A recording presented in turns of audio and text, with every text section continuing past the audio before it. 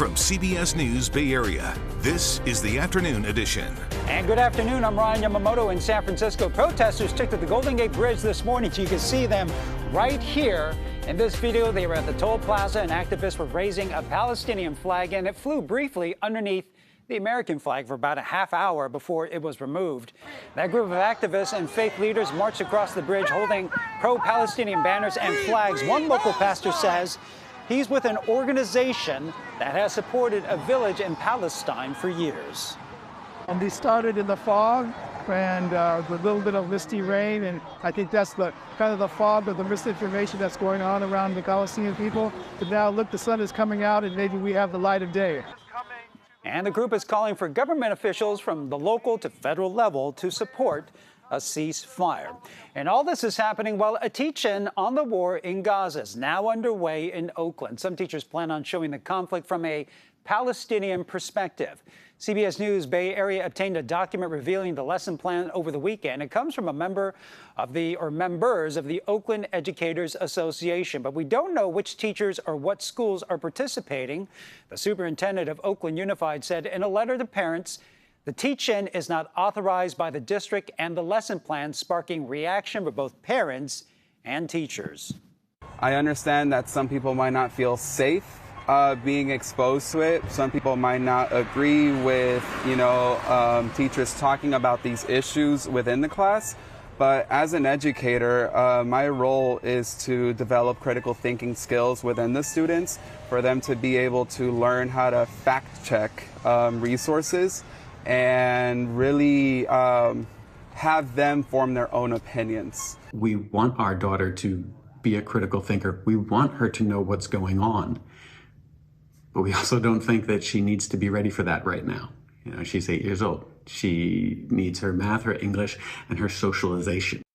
And that was an Oakland parent whose daughter is part Israeli. And the superintendent also says the district has an unwavering stance against anti-Semitic, anti-Israeli, Islamophobic, or anti-Palestinian prejudice or discrimination within the district. San Francisco supervisors introduced a ceasefire resolution, sparking a heated debate and discussion at last night's Board of Supervisors meeting as people from both sides of that issue packed City Hall. The line here was so long that it wrapped around the entire second floor of City Hall. Free, free, free Palestine! Free, free, free Palestine! How long have you been waiting in line? 3 hours. And we have not lost steam. We're still going. And I'll be here as long as it takes. And that resolution, introduced by Supervisors Dean Preston and Hillary Roden, calls for a ceasefire, demands humanitarian aid to Gaza, and the release of all hostages. It also condemns all racially or religiously motivated rhetoric and attacks. I am here as the granddaughter of a Holocaust survivor who knows that my safety as a Jewish person and the safety of my loved ones in Israel is bound together with the safety of their Palestinian neighbors. I've lost over a dozen members of my family in 2 months. This is absolutely a genocide. And just before the meeting, a vigil was held outside of City Hall calling for Hamas to release the remaining hostages. Several supervisors joined State Senator Scott Wiener. Meanwhile, Supervisor Raphael Mandelman told us the city needs to focus on problems it can actually has the ability to fix. We need to be able to work together on stopping drug overdose deaths and getting care to mentally ill people and addressing crime and getting housing for folks. I do not see how the Board of Supervisors taking up this issue helps us advance any of those solutions.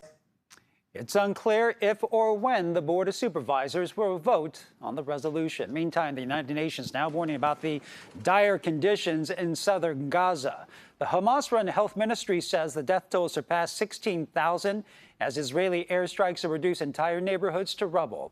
The U.S. has pledged an additional $21 million in humanitarian aid to help build a field hospital. Israeli forces have been going house to house, pushing deeper into Gaza's largest city. Hamas is still holding more than 130 hostages, including 8 Americans. And we'll continue to follow the latest developments on the war in Gaza. You can find updates anytime on our website at KPIX.com. Another top story today, the weather. Taking a live look outside right now, looking at the Bay Bridge and looking back at the city. Really cloudy right now, but We're talking about that rain and we're getting ready for it. So let's check in with meteorologist Jessica Birch. All right. Well, it's interesting. I was just walking my dog during my lunch break and you saw sunny skies and then this huge blanket of clouds slowly rolling their way into the Bay Area. And that's that frontal system that's moving in right now. Let's zoom in just a little bit closer to see where we're currently seeing some of the heaviest rain in areas like San Rafael all the way up into Napa. Napa actually within the past 5 minutes have been seeing some of the heavier stuff. This is what's happening right now.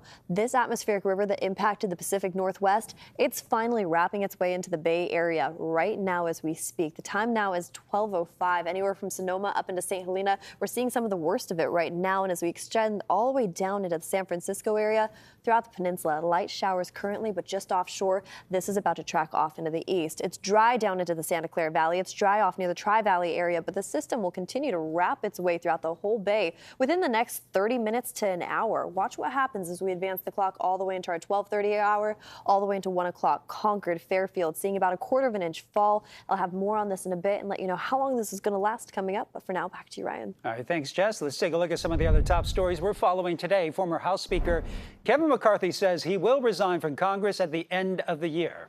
The Republican congressman was ousted by the House 2 months earlier. He says he's leaving to serve America in new ways. Legendary television producer Norman Lear has died. His family says he passed away Tuesday at his home in Los Angeles. Lear is the man behind some of the television's most memorable sitcoms, including All in the Family, The Jeffersons, Sanford and Sons, Maude, and Different Strokes. Lear was 101 years old. SAG-AFTRA voted to ratify a new contract with major film and television studios. About 78% of members voted in favor of ratifying the contract that ended a 118-day strike. The union said about 38% of members turned out to vote. The new deal will run through June of 2026 and includes more than $1 billion in new compensation and benefits. Sonoma County health officials have declared a state of emergency after avian flu was detected at 2 commercial poultry farms. About 250,000 birds were euthanized to prevent the spread of disease.